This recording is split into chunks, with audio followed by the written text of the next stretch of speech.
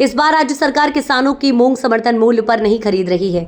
इस बीच समाजसेवी डॉक्टर देवेंद्र धाकड़ ने सरकार से मांग की है कि मूंग की समर्थन मूल्य पर खरीदी की जाए। इस बात को लेकर विपक्ष को भी किसानों के साथ खड़े होना चाहिए। आपको बता दें कि भारतीय जनता पार्टी का कोई भी नेता मूंग खरीदी पर बोलने से बच रहा है। वहीं इसी को लेकर समाजसेवी डॉक्टर देवेंद्र धाकड़ किसानों के साथ खड़े हो गए हैं और सरकार से मांग कर रहे हैं किसानों के मूंग को समर्थन मूल्य पर खरीदी जाए। इस समय किसान लागत लगा कर बैठा है और फसल पक कर तैयार हो गई, लेकिन अभी तक सरकार की तरफ से ऐसा कोई भी आदेश नहीं आया है जिससे कि किसानों को राहत मिल सके। सरकार समर्थन मूल्य पर मूंग की खरीदी करेगी। डॉक्टर देवेंद्र धाकड़ ने एक वीडियो जारी सरकार से सवाल किया है कि अगर किसानों की मूंग जहरीली है तो क्या पहले क्यों नहीं देखा गया कि किस चीज़ को डालने से मूंग जहरीली हो जाएगी। पहले ही सरकार एवं अधिकारियों को किसानों को जागरूक करना था कि ये चीज़ डालने से मूंग जहरीली हो जाएगी, इसको किसान मूंग में ना डाले।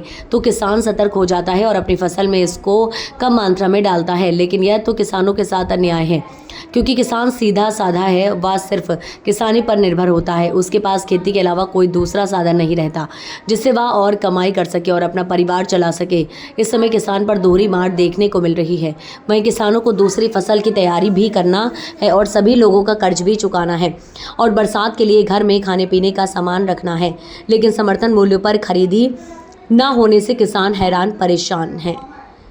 ऐसे में समाजसेवी डॉक्टर देवेंद्र धाकड़ किसानों के साथ कंधे से कंधा मिलाकर खड़े हैं और किसानों के साथ उनके साथ और सरकार से मांग कर रहे हैं कि जल्द से जल्द किसानों की मूंग को समर्थन मूल्य पर खरीदा जाए, जिससे किसानों को राहत मिल सके।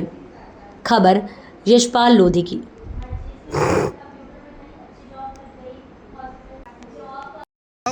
यही बात बार बार दोहराई जा रही है। सरकार एमएसपी पे खरीद नहीं रही और यही मूंग मंडी में जाएगी और व्यापारी द्वारा खरीदी जाएगी, 2-2.5 हज़ार रुपये कम खरीदी जाएगी और उसके बाद यही मूंग उपभोक्ताओं तक आएगी। फिर नुकसानदायक नहीं होगी क्या?